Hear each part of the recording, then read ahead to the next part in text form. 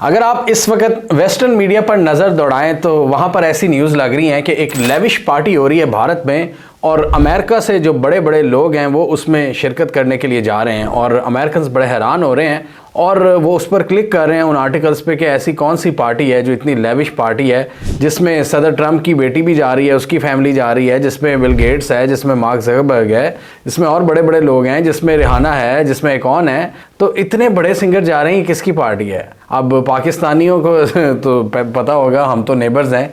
ये मुकेश अंबानी के बेटे की शादी है, अनंत अंबानी की। ये रिलायंस ग्रुप ऑफ इंडस्ट्रीज़ के मालिक हैं और ये इंडिया में one of the top richest businessman में से हैं और इनकी जो कंपनी की वैल्यू है वो भी बहुत ज़्यादा है। $100 बिलियन से ज़ायद इनकी वेल्थ है और एशिया के टॉप बिजनेसमैन में इनका शुमार होता है। और आप देखें कि किस तरह, मतलब ये तो चीज़ साइड पे है ना कि बॉलीवुड के सेलिब्रिटीज़ ज़्यादा लोग उस पर बात कर रहे हैं कि जी 3 खानों को एक स्टेज पर आपने लाकर खड़ा कर दिया, रणबीर कपूर आ गए, मतलब तेंदुलकर आ गए, सारे बड़े बड़े। ये चीज़ तो थी, इनको तो चलो आप पे करके लाते हो, परफॉर्मेंस देते हैं वो आप डेफिनेटली। जैसे रिहाना का हमने देखा था कि 70 से 80 करोड़ रिहाना ने लिया है।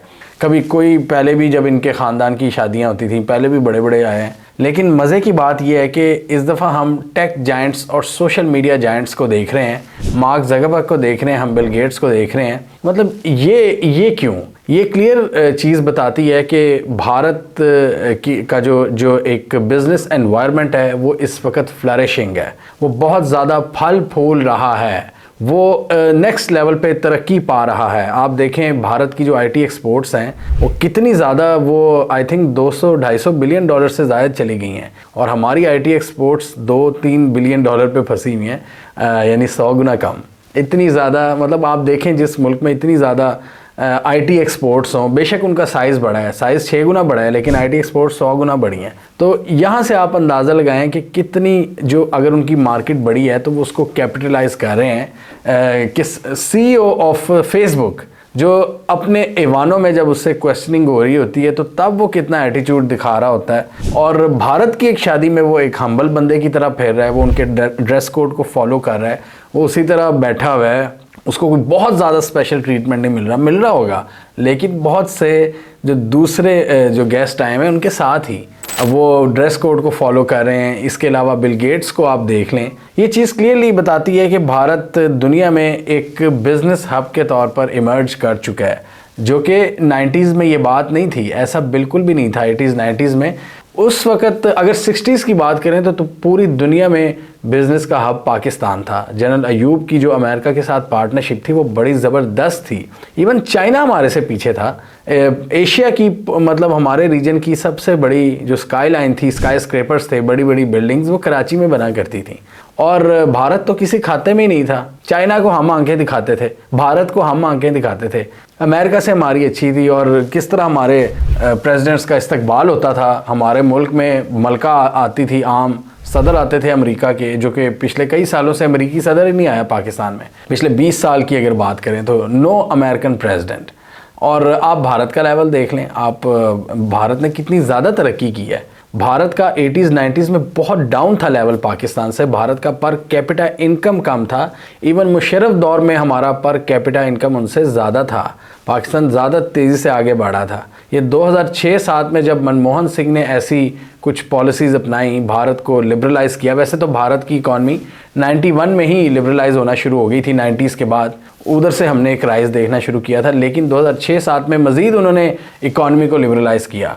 तो वहाँ से फिर चाइना और भारत का एक राइज़ हमने देखा। चाइना तो खैर बहुत आगे चला गया मैन्युफैक्चरिंग की वजह से, लेकिन अब हम देख रहे हैं कि भारत भी नेक्स्ट लेवल पर जा रहा है। उनका बिज़नेस, उनके भी फ्लरिश कर रहे हैं, उनके हाथ से बिलियनर्स निकल रहे हैं। ये अदानी, अंबानी, टाटा, ये बड़े बड़े मेगा जायंट्स मतलब निकल रहे हैं भारत के अंदर से और इनके यहाँ ये सोशल मीडिया और टेक जायंट्स के गुरु इनकी शादियों में आते हैं शिरकत करने, क्योंकि इनके बिज़नेस इंटरेस्ट हैं भारत में। और दूसरा एक बात तो ये है कि वो आबादी और पॉपुलेशन को भी देखते हैं कि बहुत बड़ी मार्केट है भारत। तो अब सवाल ये पैदा होता है कि क्या पाकिस्तान छोटी मार्केट है? नहीं, हम दुनिया की 5वीं बड़ी आबादी है दुनिया में। हमारी अमेरिका से चंद करोड़ कम है। अमेरिका की अगर आबादी 32-33 करोड़ है तो हमारी भी 25-26 करोड़ है। तो हमारे यहाँ भी बहुत बड़ी मार्केट है। पाकिस्तान आबादी के लिहाज से कम नहीं है, पोटेंशियल यहाँ भी बहुत है। 63% यूथ है आपकी, 63%। आप खुद सोचें, ये 12 से 14 करोड़ जो आवाम है आपकी, 15 करोड़ यूथ, ये कितनी ज़्यादा यहाँ पर आपके लिए अपॉर्चुनिटीज़ क्रिएट कर सकती है अगर इनको मौका प्रोवाइड किया जाए। लेकिन नहीं, हमारी स्टेट की तो पॉलिसीज़ ही पता नहीं किस तरफ निकल पड़ी हुई हैं। अपने लोगों से लड़ना है, अपने लोगों को दबाना है, अपने लोगों को एनवायरनमेंट नहीं प्रोवाइड करना, लेवल प्लेइंग फील्ड नहीं देनी। लेवल प्लेइंग फील्ड तो उन्हीं को मिलती है जिन्होंने जो मांगते हैं, जो लाडले होते हैं। वो कहते हैं हमें लेवल प्लेइंग फील्ड दो। उनको 80 की दहाई से लेवल प्लेइंग फील्ड मिली हुई है और हम बेचारे पाकिस्तानियों को चूंगा भी नहीं मिला हुआ। हमें क्या मिला हुआ है? हमें स्टेट की तरफ से क्या मिला हुआ है? हम ये जो इतने बच्चे ऑनलाइन पैसे कमाते हैं डिफरेंट तरीक़ों से, जो कोई अपना आर्ट बेच के पैसे कमाते हैं, कोई अपना कंटेंट बेच के, कोई अपनी दूसरी एक्सपर्टीज़, कोई अपना सॉफ्टवेयर आईटी कोडिंग के थ्रू कोई पैसे कमाते हैं। अब उस चीज़ को भी हमारी सरकार बैन करने का सोच रही है क्योंकि उन पर क्रिटिसिज्म बहुत शदीद हो रही है। इन्होंने ट्विटर को तो बैन किया हुआ है, लेकिन क्या ये नहीं सोचते कि ये फिर बाकी बचेगा क्या? मेरी एक पाकिस्तान के टॉप ब्यूरोक्रेट से बात हो रही थी, वो लाहौर में एक टॉप पोस्ट पर रहे हुए हैं। उन्होंने मुझे एक बात की थी। उन्होंने कहा था कि ये जो सारी फैसिलिटीज़ हैं आपके पास, उस वक़्त मैंने उनसे डिस्कस किया था कि हम मतलब कंटेंट बनाते हैं, तो उन्होंने मुझे कहा था, तो बेसिकली मैंने उनको ये बताने की कोशिश की थी कि बड़ा अच्छा पाकिस्तान में ना डिजिटल एनवायरनमेंट बड़ा फ्लरिश कर रहा है। तो उन्होंने मुझसे कहा कि बेटा ये चीज़ें आपको पाकिस्तानी रियासत ने तो नहीं दी हुई ना, ये तो बाहर से आई हुई हैं। पाकिस्तानी रियासत तो जस्ट एक मिडल मैन है। एक स्टेट बैंक में वो आते हैं डॉलर्स, वो तो सिर्फ वो किरदार अदा करता है।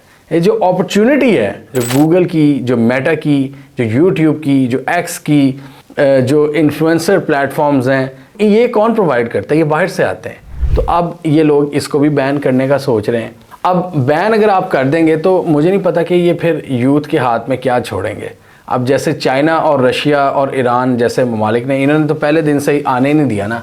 आपने अपनी कौम को उसका आदी बना के, जब कई हज़ारों लाखों लोग उनसे, उनका रोज़गार जुड़ा हुआ है, आप उस स्टेज पर सोच रहे हैं कि इसको बैन कर दें क्योंकि आप पर तनकीद बहुत ज़्यादा हो रही है। आपके पास दूसरे और क्या प्लेटफॉर्म्स हैं चाइना और रूस की तरह जो आप अपने बच्चों को देंगे? अगर आप पर तनकीद ज़्यादा हो रही है तो क्या आप अपनी पॉलिसीज़ को नहीं बेहतर कर सकते? क्या आप अपने मुल्क में बिज़नेस का एनवायरनमेंट नहीं अच्छा कर सकते कि लोग आप पर तनकीद ही ना करें? क्या आप अपने मुल्क में चंद जो बैठी है, जो माफिया, सिवाय उनको लोन देने के अलावा ये प्लान नहीं बना सकते कि बाकी कोई अगर मिडिल क्लास बिजनेसमैन आएगा तो उसको भी बैंक लोन देंगे?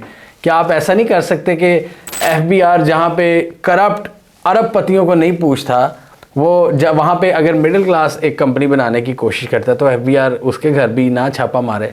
क्या आप ये नहीं सोच सकते कि पुलिस अगर ताकतवरों को हरासा नहीं करती तो वो मिडिल क्लास को भी हरासा करने से बाज आ जाए? ऐसी चीज़ें क्यों नहीं आप सोचते कि लोग आपसे मुतनफ़िर ही ना हों?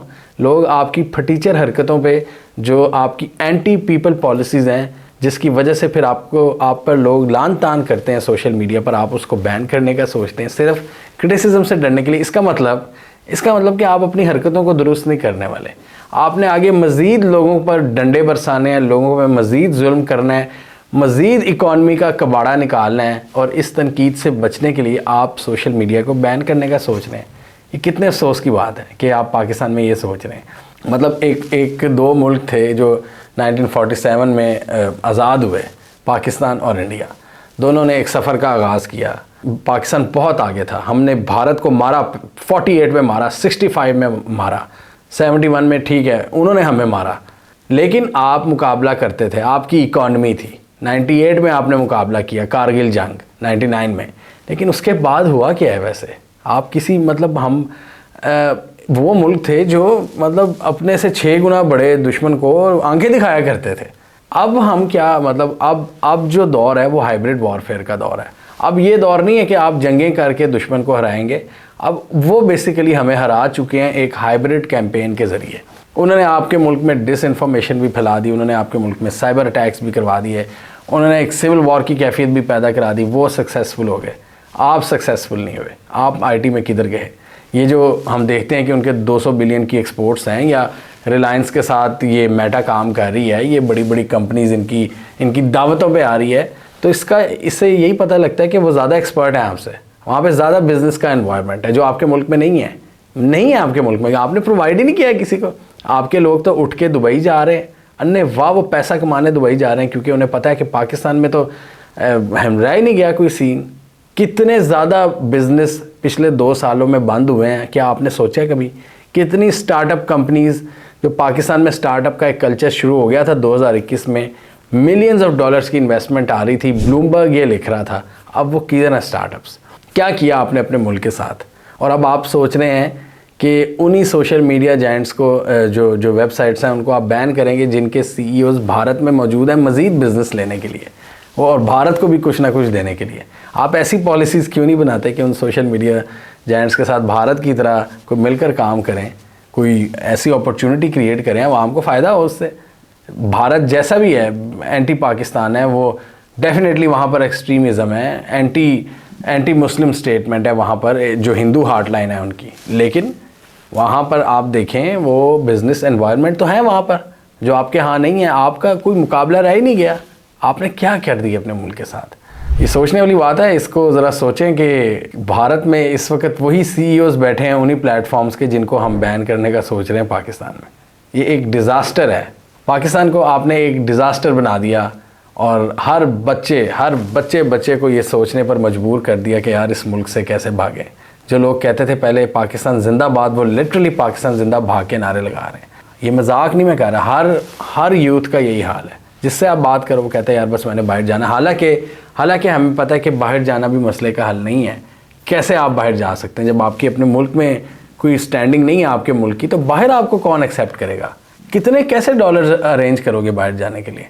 इस मुल्क को नहीं बेहतर बनाना हमने, पहले इस मुल्क को बेहतर बनाना है हमने। तो अब ये मुल्क को कौन बेहतर बनाएगा? ये किसी फरिश्ते ने नहीं बेहतर करना, ये हम सब ने खुद ही बेहतर करना है। और पॉलिसी मेकर्स के लिए भी रिक्वेस्ट है कि थोड़ा सा मुल्क पर रहम खाएं और ख़ाली अपने बैंक अकाउंट्स और अपने बच्चों का ना सोचें, दूसरे के बच्चों का भी सोचें। अगर आपने अल्लाह ने आपको एक मनसब दिया है तो उसकी पासदारी करें।